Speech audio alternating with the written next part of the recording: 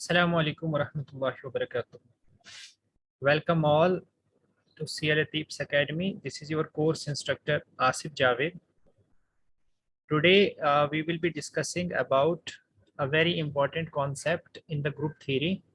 We will be discussing the various aspects of abelian group. हम ये देखने की कोशिश करेंगे कि कोई ग्रुप abelian कब होता है, कुछ उसके हम इम्पॉर्टेंट एस्पेक्ट्स पढ़ेंगे, कुछ इंपॉर्टेंट क्राइटेरियन पढ़ेंगे और फिर डिफरेंट टाइप्स के ग्रुप्स हमें दिए गए होंगे और हमें पहचानना होगा क्या वो एबिलियन है या नहीं है. So how we can do all this in today's lecture. We will try to highlight all this things.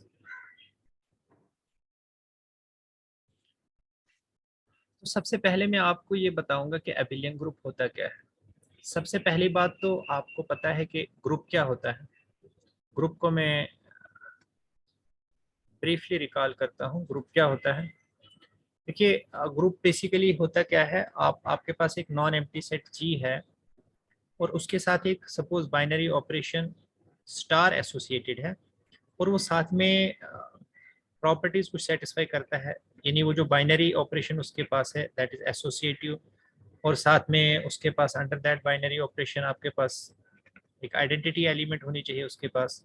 इसी तरह से under that binary operation her element का इनवर्स एलिमेंट एग्जिस्ट करना चाहिए. तो ये सब प्रॉपर्टी अगर सेटिस्फाई हो जाए एक नॉन एम्प्टी सेट के लिए तो वो नॉन एम्प्टी सेट जो है उसे हम ग्रुप कहते हैं. अब अगर ये ग्रुप एक और प्रॉपर्टी भी अपने अंदर रखे, कम्यूटेटिविटी, यानी A star B is equal to B star A for all A B in G, तो फिर हम इस ग्रुप को क्या कहेंगे, एबिलियन ग्रुप कहेंगे. सो एबिलियन ग्रुप क्या होता है, this is commutative group. So this is called abelian group. तो आज हम एबिलियन ग्रुप पे ही डिस्कशन करेंगे.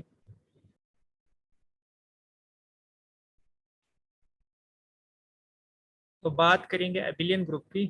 तो एबिलियन ग्रुप क्या होता है, एक group is said to be abelian if x y, थोड़ा सा क्लियर नहीं होगा but if you can see carefully, x into y is equal to y into x for all x y in जी.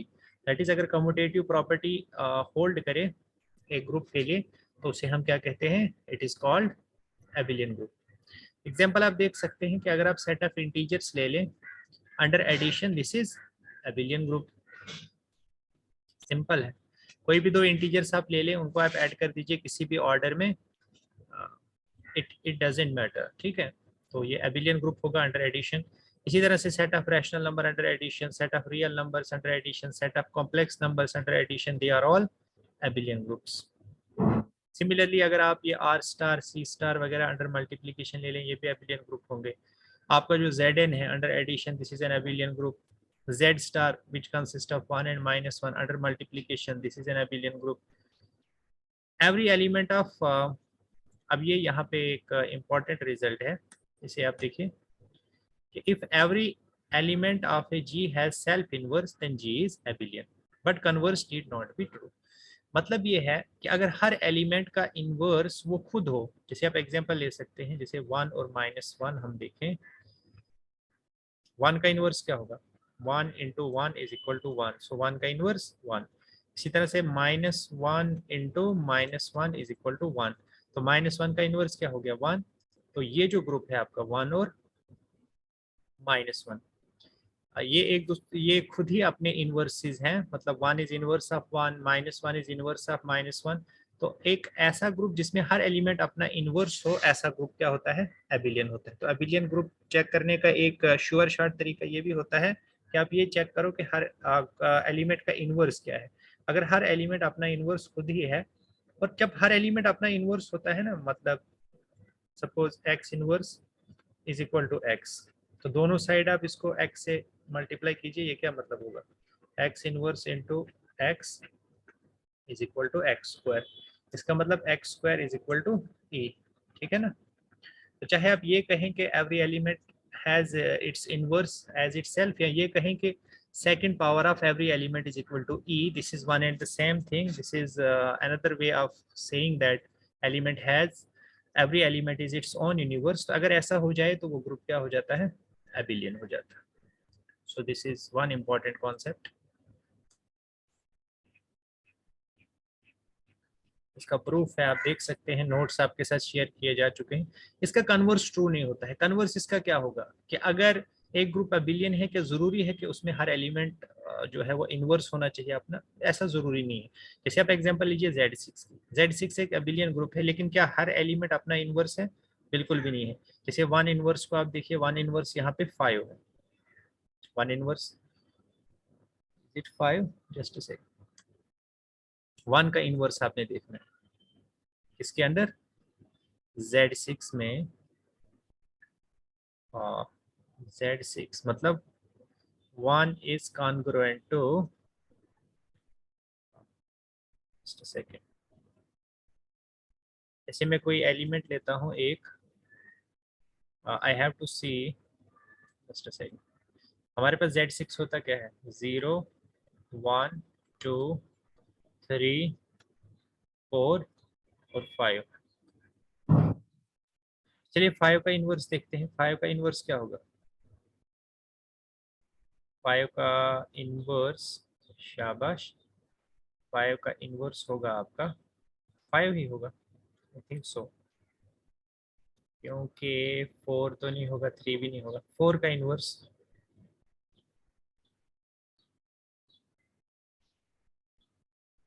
4 का inverse,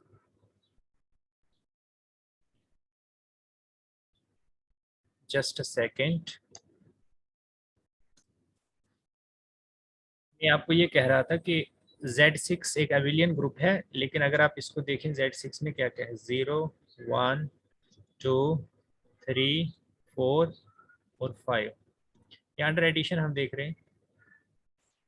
तो अगर आप under addition देखिए, one one का जो है बेसिकली इनवर्स का मतलब क्या होता है कि A plus B should be equal to 0।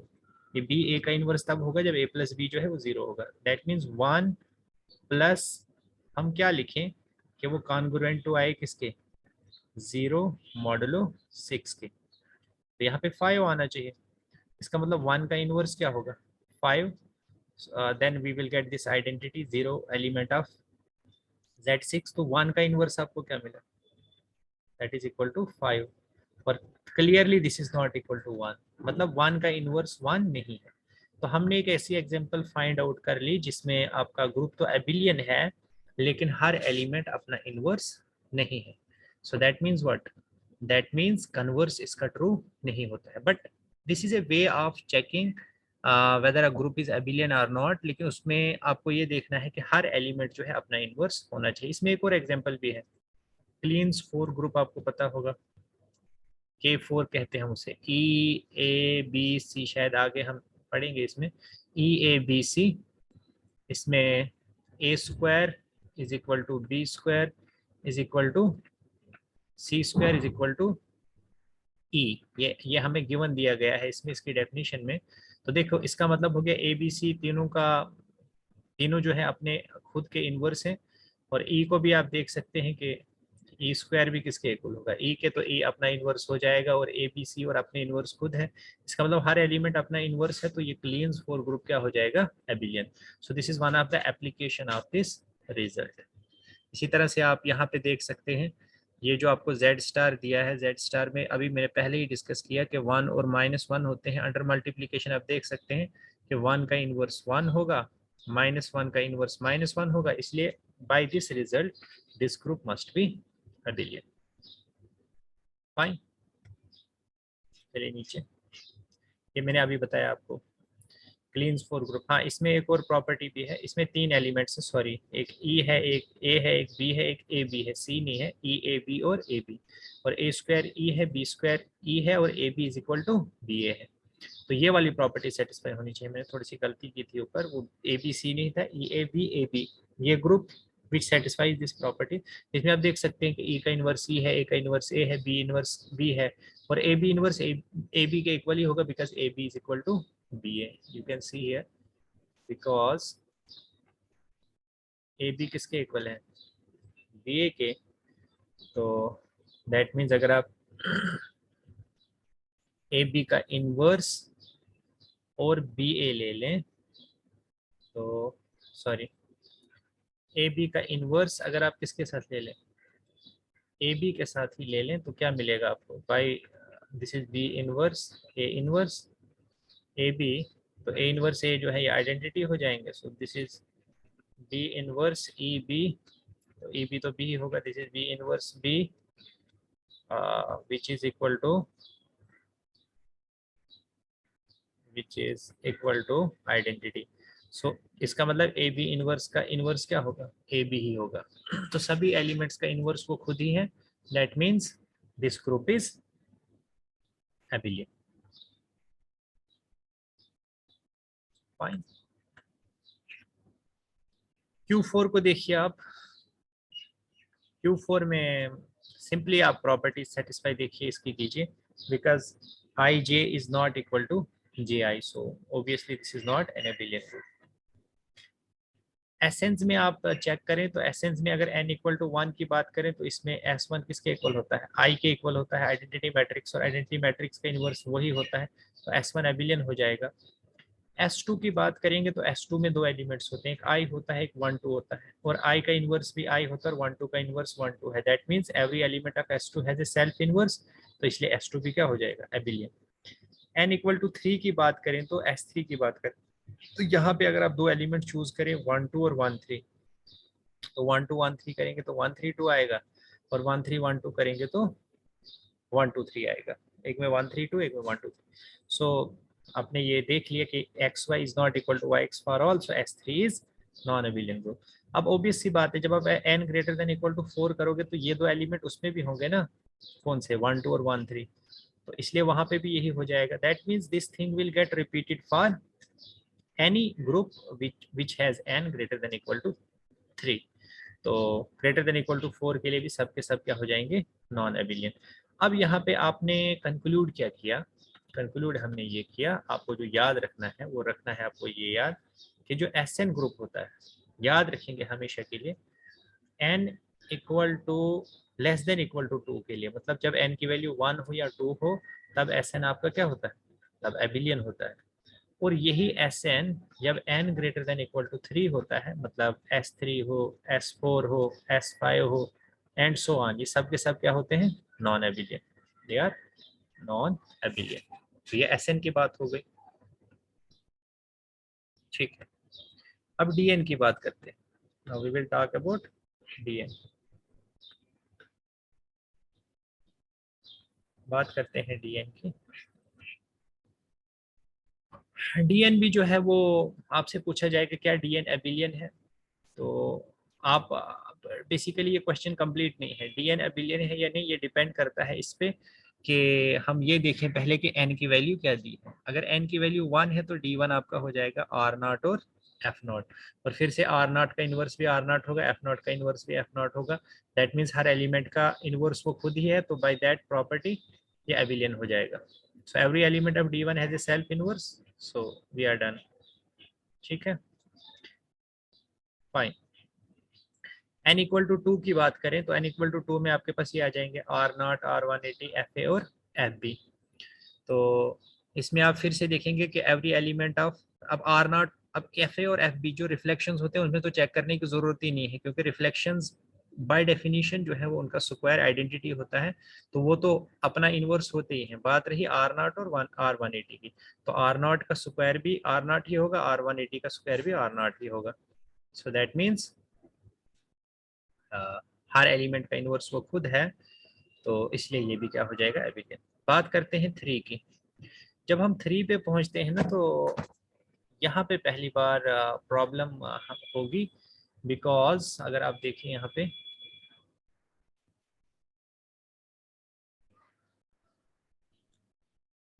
मैं बात कर रहा था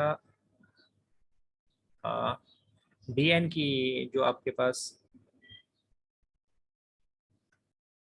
DN की अगर हम बात करें, DN क्या होता है आपका, DN होता है आपका XI YJ x square is equal to E, और क्योंकि n 2 है तो y square equal to E हो जाएगा, और x y is equal to y inverse x है। गौर से सुनिएगा, अब y square equal to E का मतलब क्या है, that means y inverse is equal to y. Simple, क्यों इतना परेशान हो रहे हो, इधर देखो, y inverse is equal to E, क्या मतलब है इसका, y into y is equal to E, लगाइए y inverse both side, y inverse y into y is equal to y inverse. y inverse और y क्या हो जाएगा, identity, identity into y is equal to y inverse. That means y inverse is equal to y। तो एक ही बात है ना, चाहे हम ये कहें Y square equal to E, या चाहे हम ये कहें कि Y inverse is equal to Y, so बात एक ही है। सो दैट मीन्स इस केस में क्या होगा, जब n इक्वल टू 2 होगा तो y इनवर्स y के इक्वल हो जाएगा, इसका मतलब एक्स वाई वाई एक्स के इक्वल हो जाएगा। दैट मीन्स आपका जो d2 है वो एबिलियन हो जाएगा। लेकिन अगर यही चीज मैं d3 के लिए देखूं, यही चीज अगर मैं किसके लिए देखूं, d3 के लिए देखूं, तो d3 के केस में यहाँ पे पंगा ये पड़ जाएगा कि जो पीछे हमें एज मिला था किसका, कि Y square is equal to E था, वहां से वाई इनवर्स वाई हुआ था। यहाँ पे वाई स्क्वायर ई नहीं होगा, यहाँ पे वाई क्यूब ई होगा। और वाई क्यूब ई होने का मतलब ये है कि आपका वाई इनवर्स अब वाई के इक्वल नहीं होगा। अगर वाई इनवर्स वाई के इक्वल नहीं होगा, इसका मतलब एक्स वाई जो है वो वाई एक्स के इक्वल नहीं होगा फॉर ऑल एक्स वाई। तो इसका मतलब D3 जो है वो एबिलियन नहीं होगा। और जो चीज y3 इक्वल टू ई के लिए ट्रू है वही y4 इक्वल टू ई के लिए भी ट्रू है, y5 इक्वल टू ई के लिए भी ट्रू है। इसका मतलब जो dn है आपका for n greater than equal to 3, this is always non abelian, this is always non abelian. तो अभी तक हमने क्या पढ़ा है, मैं थोड़ा सा क्विकली रिवाइज करता हूँ।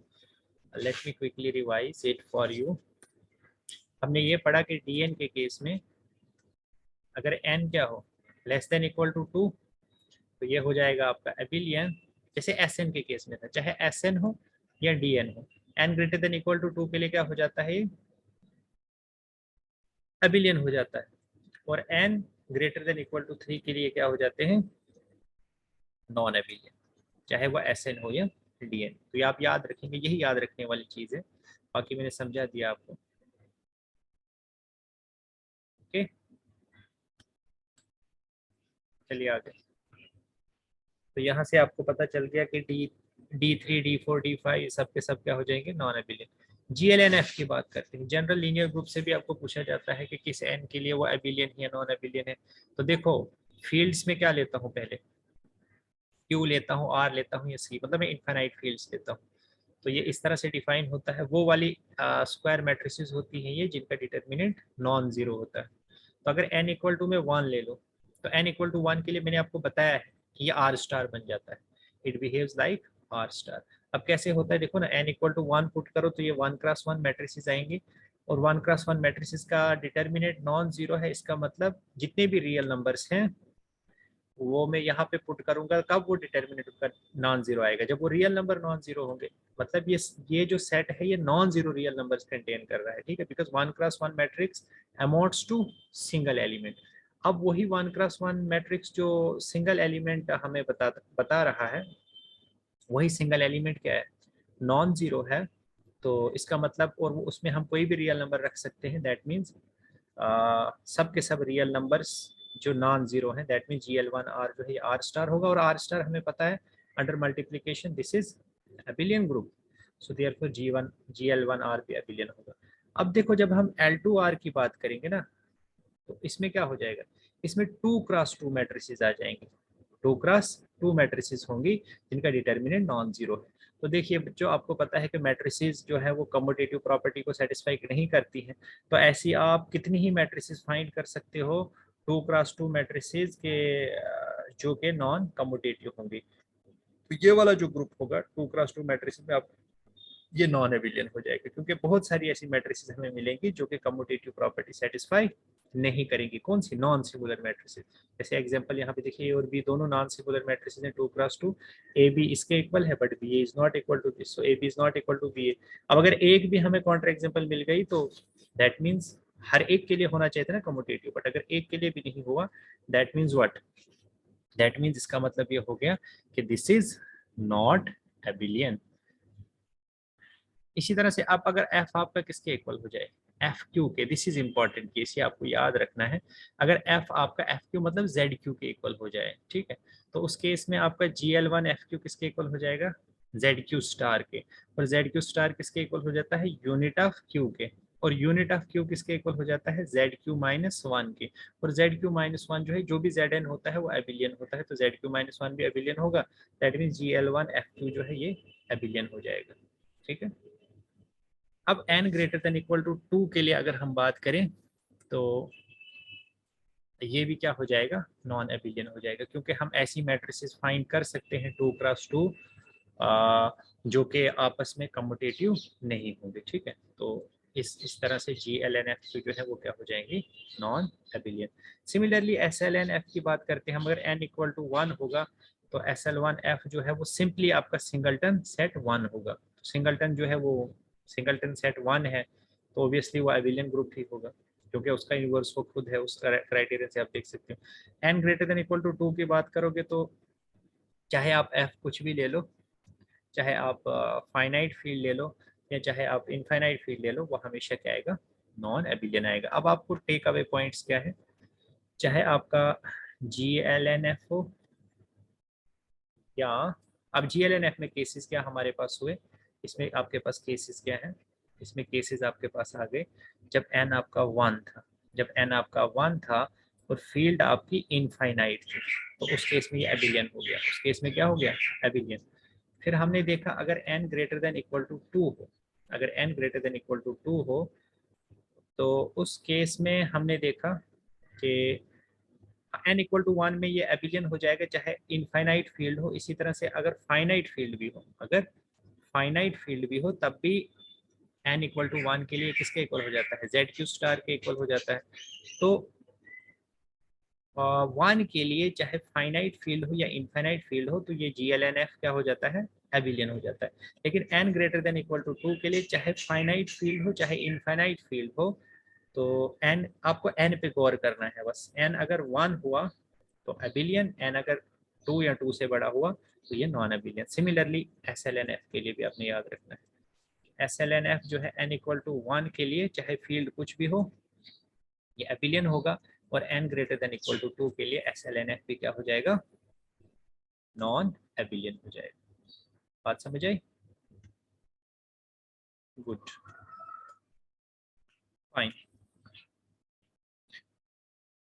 अच्छा, अब एक और चीज मुझे आपके साथ डिस्कस करनी है, मैं पहले ही आपको बता देता हूँ। रिजल्ट होता है एक, रिजल्ट ये होता है कि अगर आपके पास G1 G2 Gn ये सब के सब क्या हैं, एबिलियन ग्रुप्स हैं, तो इनका जो प्रोडक्ट होता है इसको इंटरनल डायरेक्ट, इनको हम कहते हैं डायरेक्ट प्रोडक्ट। इसका जो डायरेक्ट प्रोडक्ट होगा वो भी क्या होगा, एबिलियन होगा। ये इफ एंड ओनली इफ है, यानी अगर हमारे पास n एबिलियन ग्रुप्स हैं they are abelian if and only if their direct product is एबिलियन।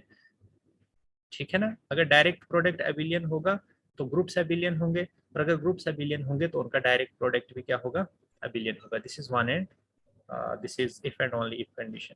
Clear है, तो चलिए देखते हैं।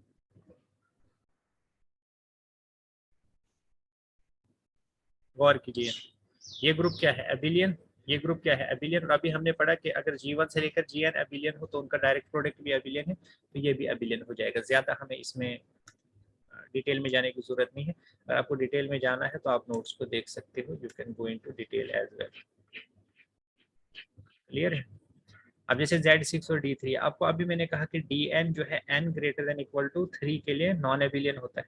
तो मैंने कहा था कि अगर दोनों एबिलियन होंगे तब इनका डायरेक्ट प्रोडक्ट एबिलियन होगा, अगर एक भी नॉन एबिलियन होगा तो पूरा डायरेक्ट प्रोडक्ट भी क्या होगा, non एबिलियन, because this is if and only if condition. तो Z6 एबिलियन है, अगर दोनों एबिलियन होते तो डायरेक्ट प्रोडक्ट एबिलियन होता, अगर एक भी नॉन एबिलियन हो गया तो पूरा का पूरा क्या हो जाएगा, non एबिलियन। So this is non एबिलियन because this D3 is non एबिलियन। इसका यहाँ पे प्रूफ दिया, आप देख सकते हो। Q4 और S3 देखिए, Q4 इंटू S3, ओबियसली ये तो महा नॉन एबिलियन है, बिकॉज Q4 क्वार्टिनियन अपने आप में नॉन एबिलियन है, S3 नॉन एबिलियन है, और हमने कहा था एबिलियन तभी होगा डायरेक्ट प्रोडक्ट जब हर एक ग्रुप जो है वो एबिलियन होगा। इसका मतलब ये तो नॉन एबिलियन होगा ही होगा, इसमें कोई देखने की जरूरत ही नहीं। तो ये मैंने कहा था कि G1 G2 अगर दो ग्रुप्स हो तो उनका डायरेक्ट प्रोडक्ट एबिलियन होता है if and only if G1 and G2 are abelian. इसका प्रूफ भी यहाँ पे दिया हुआ, आप देख सकते हो। Very simple and straight forward. और यही चीज जो है एक्सटेंड करती है एन के लिए भी, जो मैंने आपको पहले ही बताया कि अगर डायरेक्ट प्रोडक्ट एन ग्रुप्स का एबिलियन है तो वो हर एक ग्रुप भी उनमें क्या होगा, एबिलियन। इसको इस रिजल्ट का यूज करके आप, जैसे ये बहुत लंबा चौड़ा दिया है आपको तो डरना नहीं है। देखो Z8 एबिलियन है, S2 एबिलियन है, D2 एबिलियन है, R एबिलियन है, C एबिलियन है, Z स्टार एबिलियन है, तो इसलिए ये डायरेक्ट प्रोडक्ट भी क्या हो जाएगा, एबिलियन। Z8 एबिलियन है, हाँ, यही लिखा है नीचे। Q4 into S3, this is obviously non एबिलियन।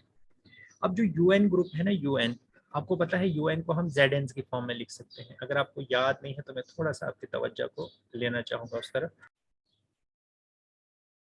अगर आपको याद हो बच्चों, मैंने आपको कुछ कहा था, मैंने कहा था जो आपका UN होता है, इसका रिलेशन क्या होता है ZN के साथ। मैं फिर से थोड़ा सा रिपीट करता हूँ अगर आप बच्चों को भूल गया हो।